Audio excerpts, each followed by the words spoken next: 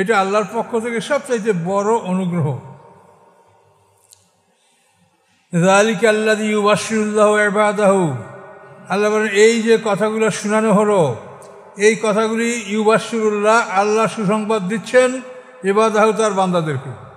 এই কথাগুলির মাধ্যমে আল্লাহ তার বান্দাদেরকে সুসংবাদ দিচ্ছেন। কোন বান্দা? আল্লাযীনা আমানু, যারা ঈমান এনেছে, ওয়া আমিলুস সলিহাত, এবং ভালো কাজগুলি তারা করেছে, তাদেরকে আল্লাহ তাআলা এই সুসংবাদ শোনাচ্ছেন, যেটা আপনারা শুনলেন। কুল, আপনি বলুন, লা আসআলুকুম আলাইহি আজরা, তোমাদেরকে আমার দাওয়াতের বিনিময়ে আমি কোনো বিনিময় চাচ্ছি না। নবী রাসূল পয়গম্বররা আল্লাহ চাকরি করেন এবং তাদেরকে আল্লাহ তাআলা সম্মানসূচক ভাতা তিনি মঞ্জুর করে দেন। সমস্ত পৃথিবীর সম্পদ আল্লাহ, তিনি যেখান থেকে বলবেন সেখান থেকে তারা এটা গ্রহণ করবে, কারণ মানুষের কাছে কিছু চাবে না। ইল্লাল মাওয়াদ্দাতা ফিল কুরবা, তিনি বললেন যে হ্যাঁ, ব্যতীত ভালোবাসা আমার নিকটতমদের জন্য। তোমাদের কাছে আমি ধন সম্পদ চাই না, কিন্তু আমার নিকটতমদের জন্য তোমাদের ভালোবাসা আমি দাবি করছি। ওমাই আক্তারে হাসানাতান নাজিদ লাহু ফিহা হুসনা, যারা অর্জন করে কল্যাণ, যারা অর্জন করে ভালো, নাজিদ লাহু ফিহা হুসনা, আমি তার মধ্যে আরও বেশি কল্যাণ বাড়িয়ে দিই। যারা ভালো করে তাদের কল্যাণ আরও আল্লাহ বাড়িয়ে দেন। ইন্নাল্লাহ গাফুরুন শাকুর, আল্লাহ তাআলা ক্ষমাশীল এবং কৃতজ্ঞ গ্রহণকারী। এখন এই যে আয়াতটা, যে আমি তোমাদের কাছে দাওয়াতের বিনিময়ে কিছু চাই না, চাই কি ইল্লাল মাওয়াদ্দাতা ফিল কুরবা, আমার নিকটতমদের জন্য তোমাদের ভালোবাসা। এই আয়াতটা সাধারণ রয়েছে, খুব সুন্দর। আল্লাহ রাসূল যখন মদিনা হিজরত করেছেন, তো হিজরত করার সময় তো কি নিয়ে আসতে পারে মানুষ? তিনি পালাইয়া গারে সাউরি ছিলেন, সেখান থেকে আবু বকর সিদ্দিক, গোলাম আমের ইবনে ফাহিরা, তারপরে পথ প্রদর্শক আব্দুল্লাহ ইবনে আরিকাত, হ্যাঁ, এই চারজন লোক দুইটা উঠে, আল্লাহ রাসূল, আবু বকর সিদ্দিক আর আমের ইবনে ফাহিরা আর আব্দুল্লাহ ইবনে আরিকাত, এই চারটা লোক।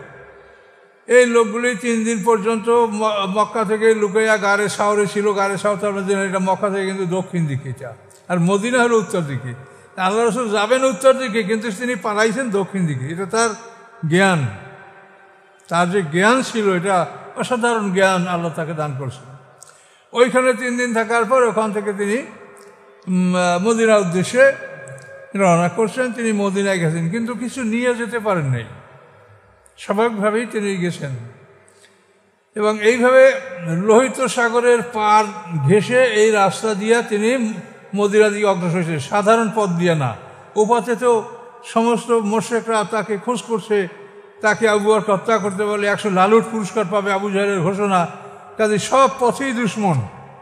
কাজে তিনি এই জন্য নূতন পথ ধরে লোহিত সাগরের পার বেয়ে পশ্চিম দিক থেকে ঘুরে তিনি মদিনার দিকে হিজরত করছেন। কিন্তু জোহফা নামে জায়গায় যাওয়ার পরে তিনি আল্লাহ রাসূল, মানে সরল পথে, যে সাধারণ চলাচলের যেটা পথ, এই পথে তিনি উপনীত হয়েছেন জোহফা নামে জায়গায়। এই জোহফা হলো সিরিয়াবাসীদের মিকাত, এই জোহফা। তো এইখানে পৌঁছার পরে আল্লাহ রাসূল চিনতে পারলেন যে এইটা মক্কা মদিনার রাস্তা, আমি আমার মাতৃভূমি ত্যাগ করে অন্য দেশে চলে যাচ্ছি। তখন আল্লাহ রাসূল ওখানে কাঁদলেন যে আমি আমার মাতৃভূমি ত্যাগ করে আমি কোথায় যাচ্ছি। মাতৃভূমি ত্যাগ করা কিন্তু আসলে খুবই কষ্টকর ব্যাপার। এটা যারা ত্যাগ করেছেন তারা ছাড়া এটা বুঝবেন না মাতৃভূমি ত্যাগ করতে কি হয়। এটা আমাদের জীবনে 2-1 বার ঘটেছে। তো যাই হোক, ওখানে যখন আল্লাহ রাসূল কাঁদলেন, তখন সাথে সাথে আল্লাহ তাআলা কোরআনে আয়াত নাযিল করলেন, ইন্নাল্লাযী ফারাদা আলাইকাল কোরআন লারাদ্দুকা ইলা মাআদ, যে আল্লাহ আপনার উপরে কোরআন প্রচার ফরজ করেছেন এবং কোরআনের কারণে আপনাকে গৃহ ত্যাগ করতে হলো, মাতৃভূমি ত্যাগ করতে হলো, সে আল্লাহ অবশ্যই আপনাকে আপনার জন্মভূমিতে ফিরিয়ে আনবেন। মানে ওইখানেই তিনি সুসংবাদ পেয়ে গেলেন যে তিনি মক্কা বিজয় করবেন, ওইখানেই হিজরতের পথেই। তো এরপরে তিনি মদিনায় গিয়ে উপস্থিত হলেন। মদিনায় তিনি কুলসুম বিনতে হাসানের বাড়িতে কোবা গ্রামে, ওখানে তিনি কয়েকদিন ছিলেন। তারপর শুক্রবার দিন ওখান থেকে মূল মদিনা শহরের দিকে আল্লাহ রাসূল রওনা করেছেন। তিনি মূল মদিনা শহরে যখন প্রবেশ করলেন, ওই শহরের নাম ছিল তখন ইয়াসরিব, কিন্তু আল্লাহ রসুল হিজরত করার পরে এই শহরটার নাম হলো মদিনাতুর রসুল, রাসুলের শহর। ওরা ইয়াসরিব, ঈসা আলাইহিস সালামের জন্মের 1600 বছর আগে এই শহরটা আবাদ হয়েছে, খুব প্রাচীন শহর এটা। তো এখানে যাওয়ার পরে এখন মদিনার যারা লোকজন আনসার মুহাজির, তারা বলা বলি করতে লাগলো যে তোমাদের বোনের ছেলে আসে, তার জন্য তোমরা কি করবা। সিনিয়ররা বলা বলি করতে লাগলো আনসার মুহাজিরদেরকে, বিশেষ করে আনসারদেরকে, তোমাদের বোনের ছেলে। এই বোনের ছেলে কি করে হলো? আল্লাহ রসুলের পরিচয় কি? তার মা হলো বনু নাজ্জারের একজন মহিলা, হলো রসুল পাক সাল্লাল্লাহু আলাইহি ওয়াসাল্লামের দাদার স্ত্রী হাশেম। আল্লাহ রসুলের পরদাদা হাশেম, ওনার স্ত্রী হলো সালমা বিনতে আমর, এ হলো বনু নাজ্জারের মহিলা। এই হাশেম উনি সে জীবনে সিরিয়ার উদ্দেশ্যে ব্যবসার জন্য রওনা করেছিলেন। যখন মদিনায় তিনি কিছুদিন অবস্থান করেছেন, সেখানে বসে তিনি এই মহিলাকে বিয়ে করেন, সালমা বিনতে আমর। বিয়ে করে কিছুকাল সেখানে থাকেন। পরবর্তীতে এই মহিলা যখন গর্ভবতী হয়, এই গর্ভবতী রেখে তিনি সিরিয়ায় চলে যান। রাসূল সাল্লাল্লাহু আলাইহি ওয়াসাল্লাম পরদাদা হাশেম সিরিয়ায় বসে তার মৃত্যু হয়, আর ওনার ফিরে আসা হয় নাই। তো এইখানে আল্লাহ রসুল পরদাদা হাশেম, উনি তো সিরিয়ায় মারা গেলেন, এবং তিনি যাকে বিয়ে করছেন সালমা বিনতে আমর, তিনি ছিলেন গর্ভবতী। তার পেটে পরে পুত্র সন্তান জন্মগ্রহণ করে, সেই পুত্র সন্তানের নাম হলো শাইবা। এই শাইবার অপর নাম হলো আব্দুল মুত্তালিব। তাহলে এখন আল্লাহ রসুল মদিনাবাসীদের বোনের ছেলে, এইটা মদিনার আনসাররা বলেন যে তোমাদের বোনের ছেলে আছে। বনু নাজ্জারের মহিলা হলো আল্লাহ রসুলের পরদাদি। এই হিসেবে বলল তারা যে তোমাদের কাছে তোমাদের বোনের ছেলে আসছে। কি বুঝতে পারছেন বিষয়টা? তোমরা তাকে কি দিবা? সে তো খালি আসে। এখন সবাই আসে, আইসে বলে যে আপনি আমাদের কাছে আসেন খালি হাতে, তো আমরা আপনার কিছু সাহায্য সহযোগিতা করতে চাই, আপনার কি মতামত? তো আল্লাহ রসুল বললেন যে আমি আল্লাহর পক্ষ থেকে কি আদেশ পাই তারপর আপনাদেরকে বলবো। তিনি আল্লাহর হুকুমের অপেক্ষা করলেন। তখন আল্লাহর পক্ষ থেকে এই আয়াত নাযিল হলো যে আপনি তাদেরকে বলেন যে তোমাদের কাছে আমি কোনো ধন সম্পদ চাই না আমার দাওয়াতের বিনিময়ে, আমি চাই আমার নিকটতম যারা, অর্থাৎ যারা আমার সাথে চলে আসে, এরা আমার আত্মীয় হইল নিকটতম, আর অনাত্মীয় হইল এরা আমার নিকটতম।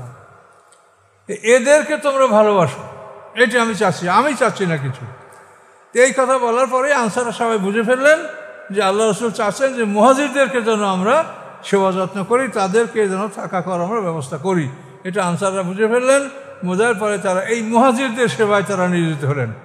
আল্লাহ রসুলের ব্যক্তিগতভাবে তারা ধন সম্পদ না দিয়ে এখন এই মুহাজির যারা হিজরত করতেছে মক্কায় গৃহত্যাগরা, এদের সেবা যত্নের জন্য তারা আত্মনিয়োগ করলেন, এবং বহু কষ্ট করে তাদের অভাব অনটন থাকা সত্ত্বেও তারা এই মুহাজিরদের সেবা যত্ন করেছেন। তাদেরকে থাকার জায়গা, বাসস্থান জায়গা, ব্যবসায় অংশীদারিত্ব দেওয়া, যা কিছু সম্ভব সব কিছু করেছেন। এই একটা কথা যে আমি আমার জন্য কিছু চাই না, আমি চাই আমার যারা নিকটতম তাদেরকে তোমরা ভালোবাসো, তাদের জন্য আমি তোমাদের ভালোবাসা দাবি করছি। কথা বলতে পারছেন? তাহলে আমরা তো রাসূলের সুন্নাত পালন করি, তাই না? কিন্তু আমাদের যারা বিভিন্ন অঞ্চলে যারা বড় বড় আলেম ওলামা পীর মাশায়েখ, তারা হাজার হাজার কোটি টাকার মালিক, তাদের মুখ থেকে তো কোনো সময় আমরা এরকম একটা কথা পাই না যে তোমরা আমাকে আর টাকা দিচ্ছ কেন, তোমাদের এলাকা কারা আছে তাদেরকে দেখো, তাদের সেবা যত্ন তোমরা করো। এটা তারা তো করলে করতে পারে, তার অভাব নয়, হাজার হাজার কোটি টাকার মালিক। বরং তারা এমনভাবে ভিক্ষা করে, নামাজের কাতারে মানুষ বসাইয়া ভিক্ষার ব্যাগ নিয়ে খালি ঘোরে, আর দেন যা কিছু আছে সব দিয়ে দেন, বাড়ি যাওয়ার টাকাও লাগবে না, আল্লাহ বাড়ি নেবে, যা আছে সব দিয়ে দেন। কথা বলতে পারছেন? আমার কাছে বলছে যে হুজুর এই অবস্থা, তাহলে বাড়ি যাওয়ার টাকাও দিয়ে দেন, আল্লাহ আপনাকে নেবে বাড়ি, আল্লাহ এগো বাড়ি নেবে বিনা টাকা, আর ওনারে আল্লাহ খাওয়াবে না। এই হলো আমাদের সমাজের অবস্থা। ইন্নাল্লাযীনা আমানু ওয়া আমিলুস সলিহাত, এই সমস্ত কিছু তো রাসূলের জীবনের সাথে মিলিয়ে নিতে হবে আমাদেরকে। আমাদের উত্তম আদর্শকে রাসূল, লাকাদ কানা লাকুম ফি রাসূলিল্লাহি উসওয়াতুন হাসানাহ। উত্তম আদর্শ হলেন রাসূল। তিনি কি কি করেছেন, কিভাবে করেছেন, এই কাজগুলোই আমাদের জীবনের লক্ষ্য উদ্দেশ্য, এবং এগুলোই ভালো কাজ। এগুলি করলে আমরা আল্লাহর কাছে জান্নাতের আশা করতে পারি। কাজে এই জন্য রাসূলের জীবনীকে আপনারা ভালো করে পড়ার চেষ্টা করবেন। আমিও রাসূলের জীবনী লিখেছি, কি কারণে তো আপনাদেরকে বলেছিও যে বইগুলোর মধ্যে কিছু সমস্যা আছে, সেই জন্য আমিও লিখেছি শেষ পর্যন্ত।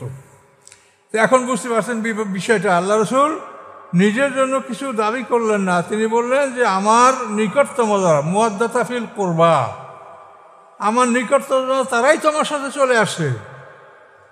কাজে এই নিকটতম যারা, তাদের প্রতি তোমাদের ভালোবাসা আমি দাবি করছি।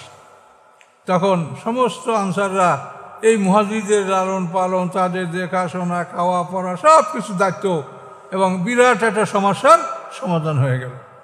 এতগুলো লোক মুহাজির, তারা কোথায় খাবে, কোথায় থাকবে, বিরাট একটা ব্যাপার না?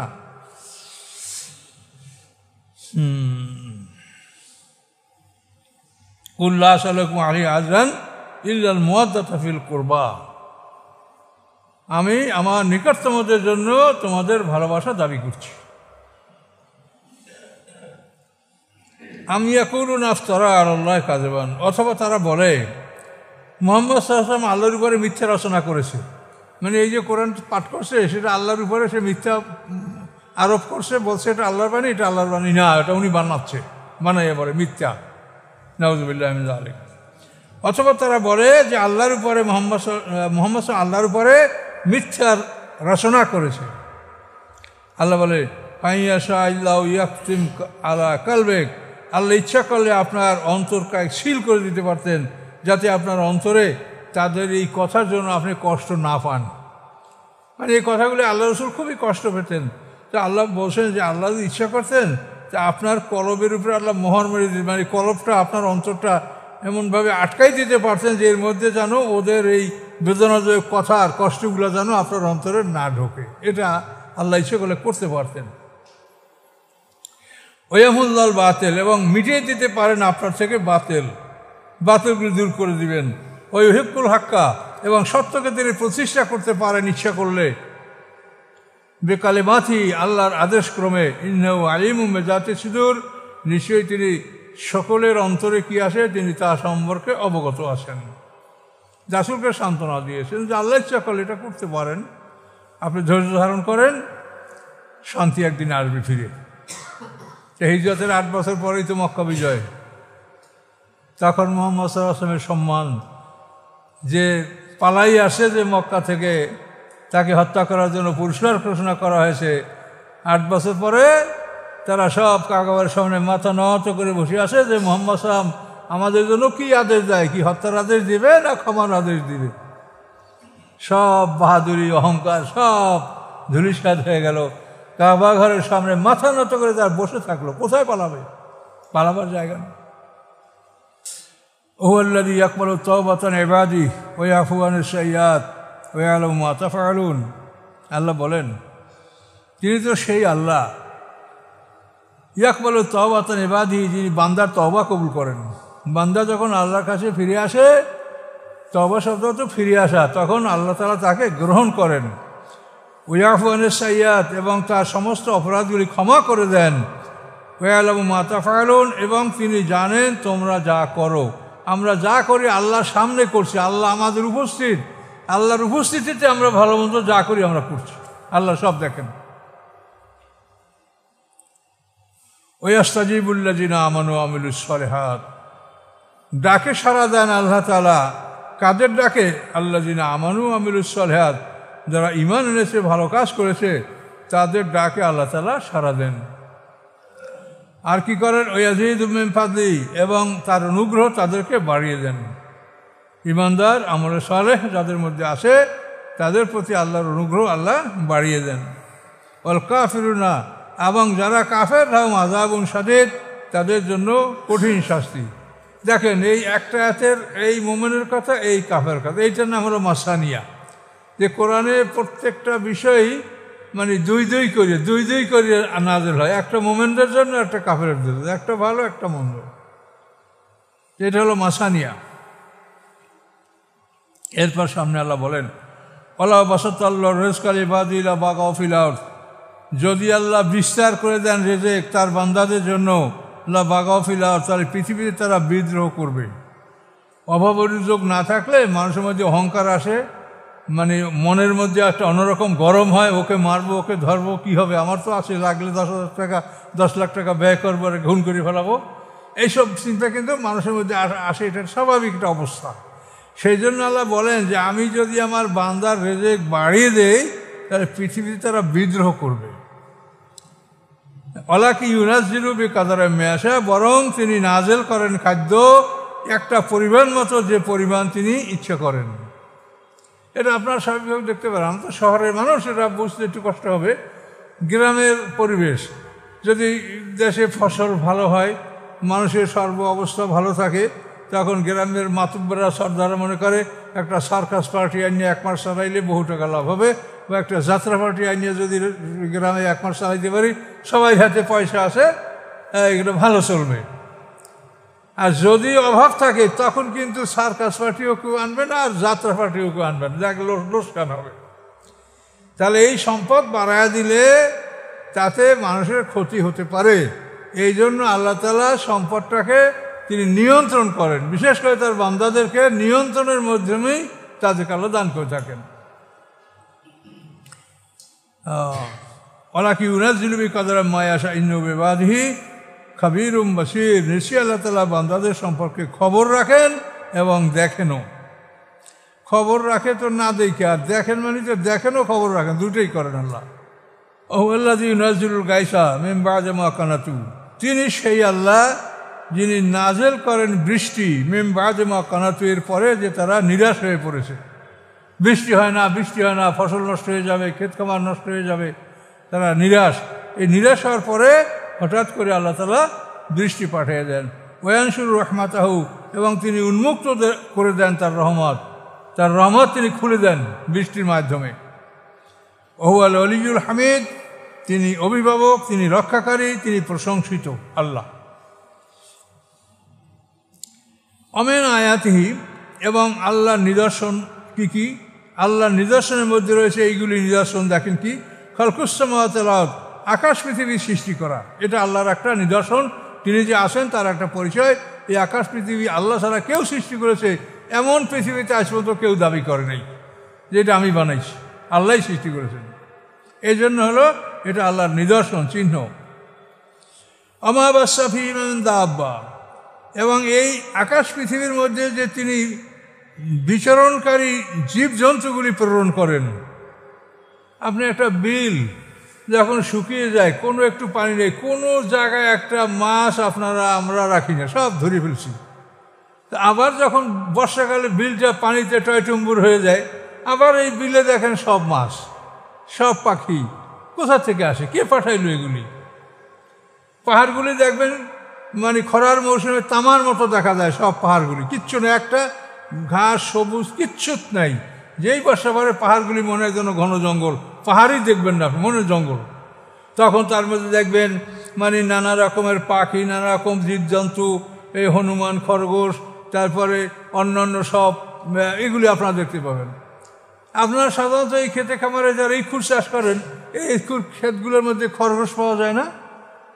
এই যে আপনারা সরল জমি, পরিষ্কার জমিতে চাষ করে ইক্ষু চাষ করলেন, ইক্ষুগুলো বড় হলো, এর মধ্যে খরচ কোথার থেকে এলো?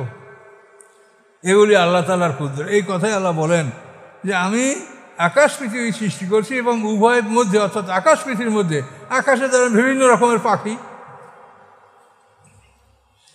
তো আকাশ পৃথিবীর মধ্যে বাসসা ফিহিমা, এই ফিহিমানি উভয়, আকাশ পৃথিবীর মধ্যে যে প্রাণীগুলি বিচরণ করে, দাব্বা মানে মাইয়া দুব্বাল্লা, যা পৃথিবীতে বিচরণ করে, এগুলি সব আল্লাহ সৃষ্টি।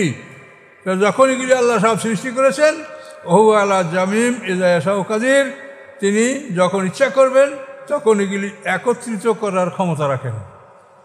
এগুলি তিনি যেমন সৃষ্টি করেছেন, বিশ্বাস করেছেন, তিনি যখন ইচ্ছা করবেন এগুলি তিনি একত্রিত করার ক্ষমতা রাখেন। অর্থাৎ পৃথিবীতে আপনারা যা দেখেন এই সমস্ত প্রাণীরই হাসর হবে, কোনো প্রাণী হাসরে অনুপস্থিত থাকবে না। তাদের বিচার হবে একটা পয়েন্টে, শুধু জুলুম। এই জুলুমের উপরেই বিচারটা সবারই হবে, আমাদেরও হবে। জুলুমের পয়েন্ট, জুলুম কে করেছো আমার সৃষ্টির উপরে। তো এই জন্য আল্লাহ বলেন যে যিনি এগুলি এভাবে সৃষ্টি করেছেন পৃথিবীতে ছিল না, সেখানে তোমরা দেখো সব প্রাণীতে পৃথিবী ভরে গেছে। তো এগুলিকে আবার যখন তিনি ইচ্ছা করবেন এগুলিকে একত্রিত করার ক্ষমতা তিনি রাখেন, এগুলি তিনি একত্রিত করবেন। হাসরের ময়দানে সমস্ত প্রাণীর হাসর হবে এবং বিচারের পরে তাদের জান্নাত জাহান্নাম নাই। বিচারের পরে তাদেরকে বলা হবে কুনি তুরাবা, তোমরা মাটি হয়ে যাও। তখন কাফেররা আফসোস করে বলবে ওয়াকুলুল কাফেরু ইয়া লাইতানি কুনতু তুরাবা। কাফেররা আফসোস করে বলবে যে আমরাও যদি এখন মাটি হয়ে যেতে পারতাম, কিন্তু আমরা মাটি হব না, আমাদের উপযুক্ত বিচার হবে। আমা আসাবাকুম মিন মুসিবাতিন, যা কিছু আসে তোমাদের উপরে বিপদ আপদ, আমাদের উপরে যে বিপদ আপদগুলি আসে আল্লাহ বলেন ফাবিমা কাসাবাত আইদিকুম, এগুলি তোমাদের হাতের কামাই, এগুলি তোমাদের কর্মের জন্যই তোমাদের বিপদ আপদ আসে। ওয়াফু আন কাসির, এবং অনেকগুলি তো তিনি উপেক্ষা করেন।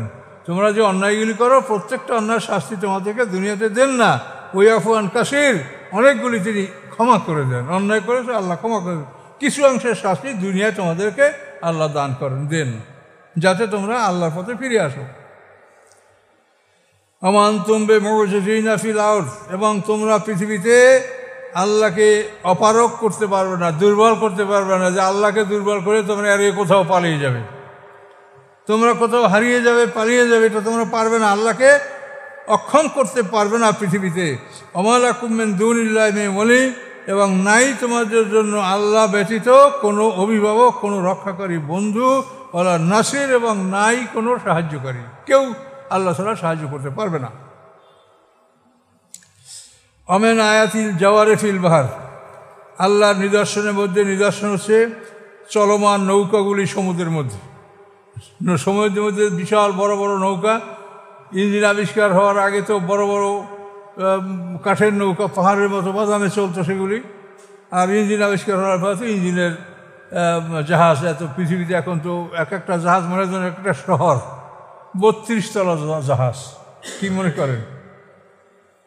বিরাট শহরের মতো। হাটে মানে পায়ে হেঁটে এই একটা জাহাজ আপনি পরিদর্শন করবেন, এটা সম্ভব না। ওই লিফট ব্যবহার করে কোন তলায় যাবেন, কোথায় যাবেন, কি করবেন, এই যান্ত্রিক সাহায্যে আপনি এটা করতে পারবেন। আল্লাহ বলেন তার নিদর্শন হলো চলমান নৌকাগুলি সমুদ্রের মধ্যে কাল আলাম, পাহাড়ের মতো। ওগুলো মনে হয় যেন পর্বত তুল্য। এই আশা ইউসিনের রিহা, তিনি যদি ইচ্ছা করেন তো বাতাসকে তিনি ঠান্ডা করে দিতে পারেন, বাতাসকে তিনি অচল করে দিতে পারেন। যদি বাতাস অচল হয়ে যায় ফায়াজদাল না রাওয়া খেতে আলা জাহারি, হয়ে পড়বে ওগুলা স্থির পানির বুকের উপরে। বাতাস বন্ধ করে দিলে জাহাজগুলি পানির উপরে স্থির হয়ে থাকবে, এগুলি আর চলবে না।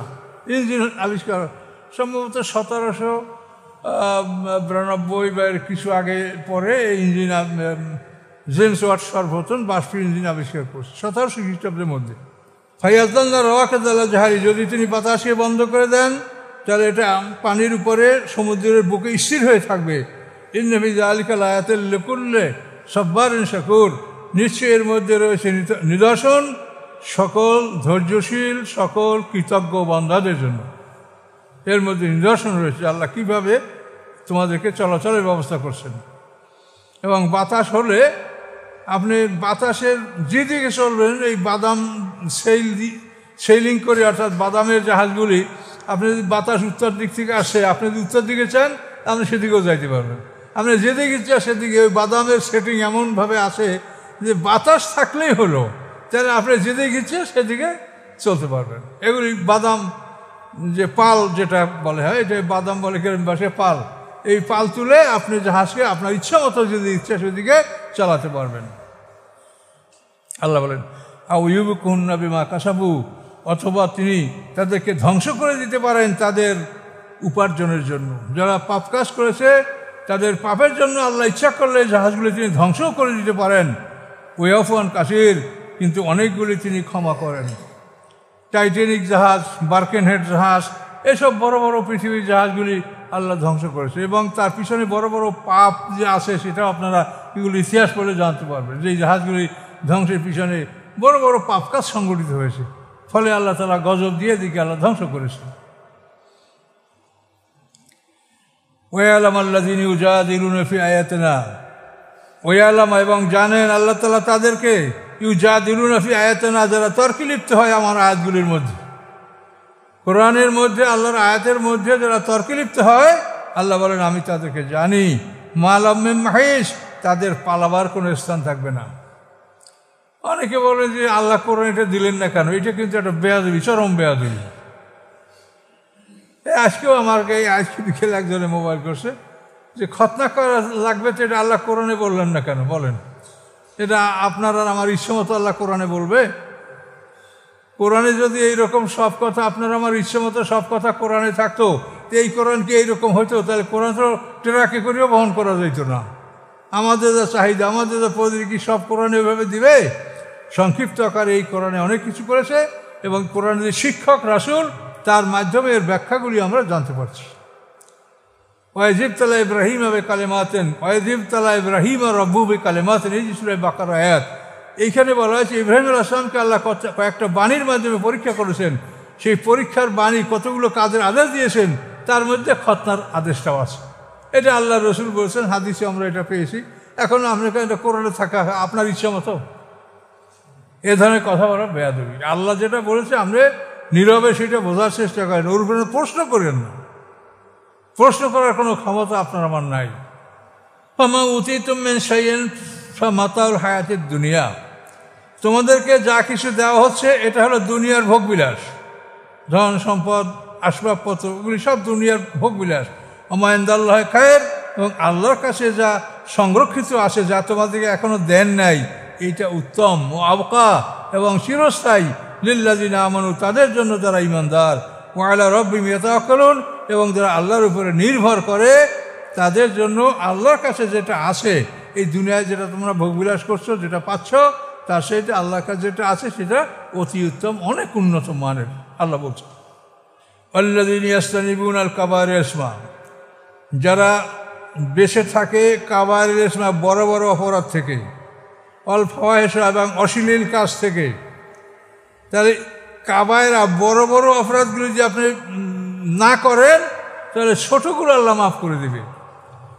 সূরা নেসার মধ্যে এটা স্পষ্ট বলা আছে, ইন তাজতানিবুল কাবায়রা মা তুনহাউনা আনহু নুকাফির আনকুম সাইয়্যাতিকুম, তোমরা যদি বড় বড় অপরাধগুলি যেগুলি কোরআনে বর্ণনা করা আছে, ইন তাজতানিবু কাবায়রা মা তুনহাউনা আনহু, যেগুলি কোরআনে নিষেধ করা আছে, এই ধরনের বড় বড় অপরাধগুলি তোমরা না করো, নুকাফির আনকুম সাইয়্যাতিকুম, তোমাদের ছোট ছোট অপরাধগুলি আমি মাফ করে দেবো, ওগুলা তোমাদের আমলনামার থেকে ডিলিট করে দিয়ে ওজন করা হবে। এটা আল্লাহ বলছেন। কিন্তু তারপর আমরা কিন্তু এই ছোটো ছোটো বিষয় নিয়ে অনেক তর্ক বিতর্ক করে আমাদের মূল্যবান সময় নষ্ট করছি। এটা কিন্তু বোঝা উচিত যে এটা আমরা অত্যন্ত অন্যায় করছি। ওয়াইজামা গাযিবুহুম ইয়াগফিরুন, এবং যখন তারা রাগান্বিত হয় তারা ক্ষমা করে দেয়। রাগ করে কারো উপরে আঘাত করে না, মন্দ বলে না, তারা ধৈর্য ধারণ করে এবং ক্ষমা করে দেয়। এটা কিন্তু মুমিনের বৈশিষ্ট্য। রাগ করিয়া সমাজে আছে যে সাধারণত অশিক্ষিত সমাজে রাগ করিয়া আসে, আর কিছু না পারে নিজের স্ত্রীর পিঠে, বুঝতে পারছেন?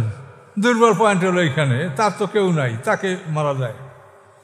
তো এগুলি চিন্তা করতে হবে যে আল্লাহ কোরআনে কি বলছে, যে রাগ করে যারা ক্ষমা করে দেয় তারা আল্লাহর রহমত পাবে। কারা কারা পাবে? আল্লাযীনা ইয়াজতানিবুনা কাবায়ির ইসম, বড় বড় পাপগুলো করে না, ফাওয়াহিশ অশ্লীল কাজ, মানে জেনা জাতীয়, জেনার আনুষঙ্গিক কোনো কাজগুলি তারা করে না। আর কি, আর যখন তারা রাগান্বিত হয় তখন তারা ক্ষমা করে দেয়। এই গুণগুলি যাদের থাকবে তারা আল্লাহর কাছে নাজাত পাবে, মুক্তি পাবে। আরও গুণ সম্পর্কে বলা হয়েছে, আল্লাযীনা ইসতাজাবু লিরাব্বিহিম, যারা রবের আহ্বানে সাড়া দেয়। রবের আহ্বান কি? আপনাকে হাইয়া আলা সালাহ বলে মসজিদে আসতে বলা হয়েছে। এভাবে যে কোনো কাজে আপনাকে ডাকা হচ্ছে, আদেশ দেওয়া হচ্ছে, এগুলো রবের আহ্বান। যারা তাদের রবের আহ্বানে সাড়া দেয়, ও আকামুস সালাতা, সালাত কায়েম করে, ও আমরুহুম শুরা বাইনহুম, এবং তাদের কাজগুলি তারা আপোষে পরামর্শ করে। আপনারা যে কোনো কাজ পরামর্শ করে করবেন, এর মধ্যে রহমত। কিন্তু পরামর্শ করার মানে এই না যে সবাই যা বলে তাই শুনবেন। পরামর্শের অর্থ হলো যে সবচেয়ে জ্ঞানীরা কি বলছে সেটা আপনি মানবেন। এটা কিন্তু একটা খুব কঠিন বিষয়। এই যে মেজরিটির সিস্টেম, এই মেজরিটির সিস্টেমে আমরা ধ্বংস করছি। আল্লাহ রসুল ইন্তেকাল করার পরে যে সমস্যাগুলি সৃষ্টি হলো, একদল লোক মোরতাদ হইতে লাগলো, একদল লোক জাকাত দিবে না, ভণ্ডনবীদের প্রভাব বাড়তে লাগলো, ওসামার যুদ্ধ, এই সব সমস্যাগুলি আল্লাহ রসুল ইন্তেকালের পরে মুসলমানদের মধ্যে। আবু বকর সিদ্দিক সবাইকে ডাকলেন, কি করা যাবে? সবাই বললেন একটু সময় দেন, আল্লাহ রসুল আমাদের মধ্যে নয়, আমাদের এখন মন ভালো না, আমরা একটু পর করব। আবু বকর সিদ্দিক না, পর না, এখনই করতে হবে। এবং তিনি তার উটের উপরে সওয়ার হয়ে গেলেন যে তোমরা যদি না যাও তো আমি একাই যুদ্ধে যাব। এইভাবে যখন তিনি ঘোড়ার উপরে বা উটের উপরে তার বাহনের উপরে লাফিয়ে উঠলেন, তখন সবাই তাকে ঘিরে ধরলো যে আপনার হাতে আমরা বয়াত গ্রহণ করেছি, কাজে আমার তো বয়াত ভাঙতে পারি না, আপনি যা বলবেন আমরা মানতে বাধ্য। তখন আবু বকর সিদ্দিকের আদেশেই একসঙ্গে সমস্ত যুদ্ধগুলি, ভণ্ডনবীদের বিরুদ্ধে মোসান্না, তারপরে খালিদ ইবনে ওলীদ, তারপরে মোরতাদ যারা তাদের বিরুদ্ধে আলা হাজরামি রাদিয়াল্লাহু তাআলা আনহুকে পাঠানো হলো, আবার জুবিয়ানে যারা জাকাত দিতে অস্বীকার করছে তাদের বিরুদ্ধে আবু বকর সিদ্দিক নিজে গেলেন। ওসামার যুদ্ধে ওসামা ইবনে যায়েদকে পাঠানো হলো। একই সঙ্গে মদিনা ফাঁকা, সব পুরুষদেরকে বিভিন্ন অঞ্চলে জিহাদে পাঠানো হলো এবং সবাই জয়যুক্ত হয়ে ফিরে আসলো। আসার পরে সবাই বলছে যে আবু বকর সিদ্দিকের কথা ঠিক, আমাদের কথা ভুল। তাহলে পরামর্শ অবশ্য সিদ্দিক করছেন, কিন্তু সবাই মতামত গ্রহণ করেন নাই। আল্লাহ পরামর্শ করছে, এই ফেরেশতারা আমি আদম বানাবো না, আদম বানাবার দরকার নাই। আল্লাহ তাদের পরামর্শ শোনেন নাই, পরামর্শ করছেন। তা আপনারাও পরামর্শ করবেন, কিন্তু জ্ঞানীদের মতামত নেবেন, জ্ঞানীদের মতামত। আমি একটা বই লিখেছি, আইনের দৃষ্টি মানুষ। এই বইটা আমি 2013 সালে লিখেছি, কিন্তু বইটা আমি ছাপাই নাই, যেহেতু এটা বইটার নামটাই বুঝতে পারছেন। এই বইটা আইনের দৃষ্টিতে মানুষ। এই বইটা এখন ইনশাল্লাহ আমি ছাপাবার প্রস্তুতি নিয়েছি, দোয়া করেন। তো আপনারা জানতে পারবেন এই আইন সম্পর্কে বহু গুরুত্বপূর্ণ কথা সেখানে পাবেন। সেখানে আমি একটা পয়েন্ট লিখেছি যে এই যে বিষয়টা বললাম যে একজন জ্ঞানী মানুষ, এখন আপনি হিসাব করেন যে আপনার সমাজ, আপনি যেখানে বসবাস করেন এই সমাজে যদি 1000 মানুষের মধ্যে একজন জ্ঞানী মানুষ হয়, তাহলে সে 1 নম্বর জ্ঞানী মানুষ। 1000-এ একজন আপনি পাচ্ছেন। তো 1000-এ একজন যদি আপনি পান, তাই ভোটটা এরকম হওয়া উচিত যে ওই জ্ঞানী লোকের একটা ভোট, এটাকে আপনি 1000 গুনবেন, তার একটা ভোট মানে 1000 ভোট। কিন্তু আপনি যদি এই করেন যে ওই জ্ঞানী ব্যক্তির ভোটও 1, আর যে বস্তিতে থাকে কিছু জানে না তার ভোটও 1, তাহলে আপনি কি করে সঠিক পথে আপনি উন্নীত হবেন? এর ফলে দ্বিতীয় শ্রেণীর জ্ঞানী যারা যদি মনে করেন শতকরা 1 জন, তো এই জ্ঞানীদের ভোট, একটা ভোটকে আপনি 100 গুনবেন, যে একটা ভোট মানে 100। এভাবে আপনি জ্ঞানীদেরকে মূল্যায়ন করেন এবং জ্ঞানীদেরকে বিবেচনা করেন, এভাবে আপনি একটা সঠিক সিদ্ধান্তে পৌঁছতে পারবেন। আর সব যদি সমান হয়, ভালো মন্দ, এর কোনো মূল্য হয় না। এবং আল্লাহ কোরআনেও বলেছেন রাসূলকে, ওয়ান তুতি আকসারা মান ফিল আরদি ইউদিল্লুকা আন সাবিলিল্লাহ, পৃথিবীর অধিকাংশ মানুষের কথা যদি আপনি অনুকরণ করেন তো ওরা আপনাকে বিপথে নিয়ে যাবে। কোরআনের আয়াত। এই জন্য মেজরিটিকে কখনোই কোরআনের স্থান দেওয়া হয়নি, পরামর্শ করতে বলা হয়েছে এবং জ্ঞানীদের কথা মানতে বলা হয়েছে, মেজরিটি না, জ্ঞানী। তো এই জন্য আল্লাহ বলেন আমরুহুম শুরা বাইনহুম, তারা কাজগুলি পরামর্শক্রমে করবে। আর কি করবে? অমিম্মা রাযাকনাহুম ইউনফিকুন, আমি তাদেরকে যা জীবিকা দান করছি তার থেকে তারা ব্যয় করবে।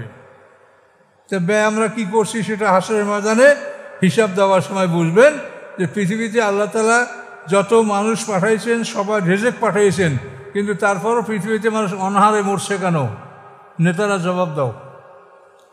আমি পৃথিবীতে রিজিক পাঠাই নেই, অভাব ছিল, কম ছিল, সেই লোকগুলো না খাই মরছে কেন? জবাব দাও। কাজে যত বিলাসিতা করেন আর যত আরামায়েশ করেন, মনে রাখেন সামনে আপনাদের ভয়ঙ্কর অবস্থা, এই আরামায়েশ আপনাদের থাকবে না। আল্লাযীনা আসাবুল বাগিউ হুম ইয়ান্তাসিরুন, সম্পদ ব্যয় করবে, আর যখন তাদের উপরে কোনো বাগি মানে জুলুম অত্যাচার আসে, তখন এই জুলুম অত্যাচারের প্রতিশোধ তারা গ্রহণ করবে। এই জুলুম অত্যাচারের প্রতিশোধ গ্রহণ করার কথা আল্লাহ কোরআনে আদেশ দিয়েছেন, কিন্তু আমরা মুসলমানরা তা করছি। এই যে গাজায় কীভাবে নির্মমভাবে 60,000 উপরে মানুষ নির্মমভাবে হত্যা করা হয়েছে, এই মানুষগুলোর কোনো অপরাধ আছে? ওদেরই বাড়িঘর, ওদেরই মাতৃভূমি, ইহুদিরা তাদেরকে মাইরিয়া পিটিয়া তাদেরকে তাড়াই দিয়া সেইখানে ইহুদি বসতি তারা করছে। এইভাবে করে করে ইহুদিদের রাষ্ট্রটা হয়েছে। ইহুদির তো ওখানে 1 ইঞ্চি জায়গা ইহুদিদের না, সব জমিগুলো মুসলমানের। দ্বিতীয় মহাযুদ্ধের পরে এই বড় শক্তি তাদেরকে ওইখানে বসাই দিয়েছে, তোদেরকে রাষ্ট্র দেব, তা কোথায় দেব? এই গরিবের ঘাড়ির উপরে চাপাই দিয়েছে। যারা দুর্বল, যাদের কাছে অস্ত্র নাই, প্রতিরোধ করার ক্ষমতা নাই, তাদের উপরে দুর্বল বসাই দিয়েছে ইহুদিদেরকে। এবং মাইরিয়া তারা কীভাবে অত্যাচারটা করছে। এই জন্য আল্লাহ বলছেন যে মুমিনের বৈশিষ্ট্য আল্লাযিনা আসাবুল বাগী, যখন তাদের উপরে অত্যাচার জুলুম আসে, হুম ইয়ান্তাসিরুন, তারা জুলুমের প্রতিশোধ গ্রহণ করবে। আল্লাহ কি বলছে কোরআনে? মা লাকুম লা তুকাতিলুনা ফি সাবিলিল্লাহ, কি হয়েছে তোমাদের যে আল্লাহর পথে তোমরা লড়াই করছো না? আল মুস্তাদাফিনা মিনার রিজালি ওয়ান নিসা, অথচ দুর্বল পুরুষ, দুর্বল নারীরা, হ্যাঁ, আল মুস্তাদাফিনা মিনার আল ওয়ালদান, এবং শিশুরা, দুর্বল পুরুষ, দুর্বল নারী এবং শিশুরা, ইয়াকুলুনা, তারা বলে, রব্বানা, হে আমাদের রব, আখরিজনা মিন হাযিল কারিয়াতি যালিমা আহলুহা, এই জনপদ যার অধিবাসীরা জালেম, এখান থেকে আমাদেরকে নিষ্কৃতি দেন, আমাদেরকে বহিষ্কার করেন। এভাবে দুর্বলরা, নারী, পুরুষ, শিশুরা আল্লাহর কাছে ফরিয়াদ করছে। এটা হলো হিজরতের আগে মক্কার অবস্থা। তো এইভাবে সেই দুর্বলদেরকে আল্লাহ তাআলা, দুর্বলদের সম্পর্কে আল্লাহ কোরআনে আয়াত নাযিল করছেন যে তারা ফরিয়াদ করেছে। তাদের আল্লাহ বলছে মা লাকুম লা তুকাতিলুনা ফি সাবিলিল্লাহ, কি হয়েছে তোমাদের, তোমরা আল্লাহর রাস্তায় লড়াই করো না কেন? অথচ এই লোকগুলো ফরিয়াদ কষ্ট পাচ্ছে। তাহলে ওইখানের অবস্থাটার এখন অবস্থাটা একই অবস্থা কিনা বলেন? আল্লাহ তাআলা অতীত, ভবিষ্যৎ, বর্তমান সব তার কাছে সমান। এই জন্য তিনি এমনভাবে বিধান করেছেন, এমনভাবে কোরআন নাযিল করেছেন, এর মধ্যে সর্বকালের সমাধানের মধ্যে রয়েছে। আর মানুষ যেহেতু ভবিষ্যৎ জানে না, এই জন্য মানুষ একটা আইন করে, 6 মাস পরে সে আইনটা টেকে না, সেটা পাল্টানো লাগে। কিন্তু আল্লাহর কোনো আইন পরিবর্তন হয়েছে 10,000 বছরে, কিয়ামত পর্যন্ত পরিবর্তন হবে না। তো এই যে কোরআনের আয়াত, মা লাকুম লা তুকাতিলুনা ফি সাবিলিল্লাহ, এই যুদ্ধটাতে ইরান অংশগ্রহণ করলে আর সব মুসলমানরা নীরব।